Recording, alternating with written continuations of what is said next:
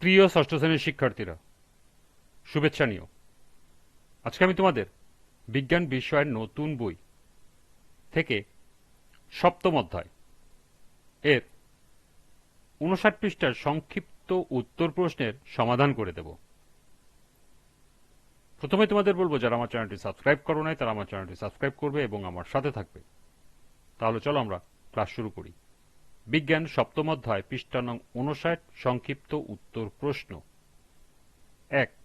বরফের গলনাঙ্ক 0°C বলতে কি বোঝায়, ব্যাখ্যা করো। ২. জৈব পদার্থকে সরাসরি তাপ প্রয়োগ করা যায় না কেন, ব্যাখ্যা করো। ৩. অ্যালুমিনিয়াম ধাতব পদার্থ কেন, ব্যাখ্যা করো।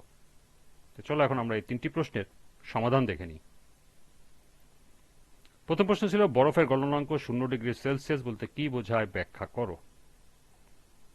বরফের গলনাঙ্ক 0°C বলতে বোঝায় যে স্বাভাবিক বায়ুচাপে 0°C তাপমাত্রায় বরফ কঠিন অবস্থা থেকে তরল পানিতে পরিণত হতে শুরু করে।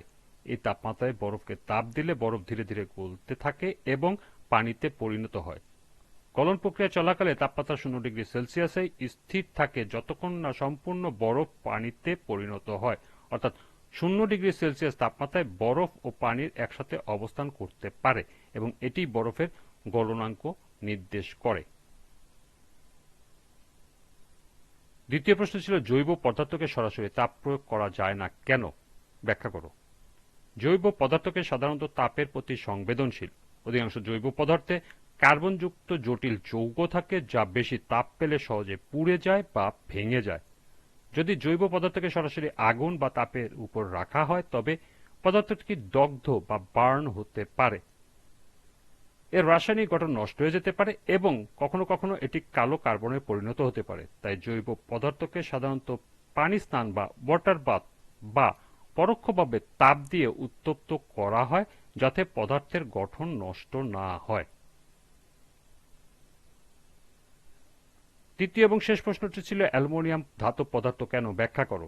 অ্যালুমিনিয়ামকে ধাতব পদার্থ বলা হয় কারণ এতে ধাতুর সাধারণ বৈশিষ্ট্য বিদ্যমান।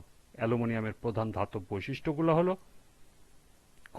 এটি তাপ ও বিদ্যুতের ভালো পরিবাহী। খ. এটি নমনীয়, অর্থাৎ সহজে পাতলা পাত বানানো যায়। গ. এটি প্রসারণশীল, অর্থাৎ সহজে তারে পরিণত করা যায়। ঘ. এর উজ্জ্বল ধাতব দীপ্তি আছে।